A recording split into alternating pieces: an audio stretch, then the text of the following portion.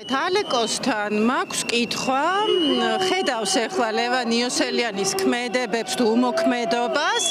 ლევან იოსელიანთან მას რაღაც მჭიდრო ურთიერთობა ქონდა, არ ვიცი ახლა რამდენად აქვს და ეგ მაინტერესებს, რამდენად არის მასთან კონტაქტზე.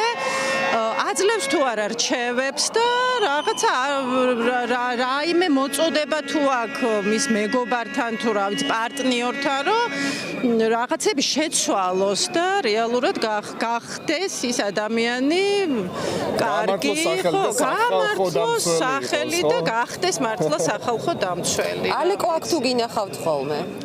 აი მე ვერ ვიხსენებ ალეკოს აქ. შეიძლება ნიღაბი ეკეთა. შეიძლება ხო ემალება რეჟიმს, არ ვიცი, ვერ ვიხსენებ სხვათა შორის ალეკო მე მგონი აქ არ მინახავს. არა, ეს სამართლიანობისთვის უნდა ვთქვათ, რომ ხო, ჩვენ რამდენჯერმე გვინახავს, კი. ანუ დადის. თუ ვნახავ პირადადაც ვკითხავ.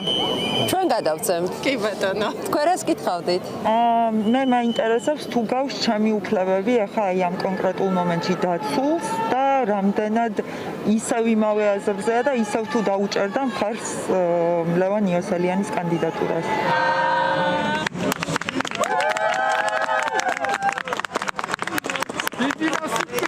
სახალხო დამცველთან დაკავშირებით, აი როგორც მისი განწყობა როგორია დღეს, ერთგვარი საჩუქარი გაუკეთა მთავრობას, ჩემი აზრით მაინც წარმოდგენა არ ექნებოდა, რომ მისი თანამებრძოლი აი ასეთ სახეს მიიღებდა დღეს, მაგრამ ის როგორც რიგითი მოქალაქე ამ ქვეყნისა და მით უმეტეს პოლიტიკოსი, როგორია მისი, აი რამდენად გრძნობს პასუხისმგებლობას საზოგადოების წინაშე, რომ ლევან იოსელიანი, ასე ვთქვათ, აკურთხა სახალხო დამცველის თანამდებობაზე და რამდენად ეთანაღრება გული დღეს, რაც მისი საქმით და მისი სახელით კეთდება. და თუ ამ პასუხისმგებლობას გრძნობს, ეს მაინტერესებს აი აქ მდგომი საზოგადოების წინაშე. რა თქმა უნდა, ორი სხვადასხვა პიროვნება, მაგრამ ეს მე რო მომსწო და ბოდის მაინც მოვიხდიდი საჯაროდ და აი საჯაროდ დავგმობდი მის ქმედებას და აი რაღაცას ვიღონებდი რა საზოგადოების წინაშე.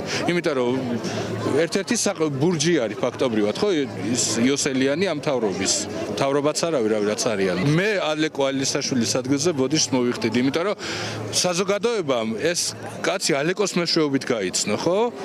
მისი თანამებრძოლი იყო იმ პარტიაშიც და შემდეგაც და მეგობრები არიან.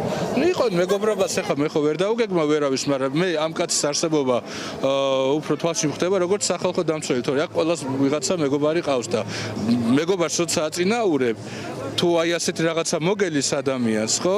მაშინ ცოტა მეტი გამბედაობა უნდა ბოდიში მაინც უნდა მოუყადო საზოგადოებას, რომ რაღაც ალეკოს როლი არის ამაში, რომ ეს კაცი დღეს სახალხო დამცველია, ოპოზიციონერი დეპუტატის სახით არის არჩეული ის წინა მოწვევის პარლამენტში და იმ პარლამენტის მოწვევის ეტიმოლოგიას აღარ ჩავწდები უბრალოდ.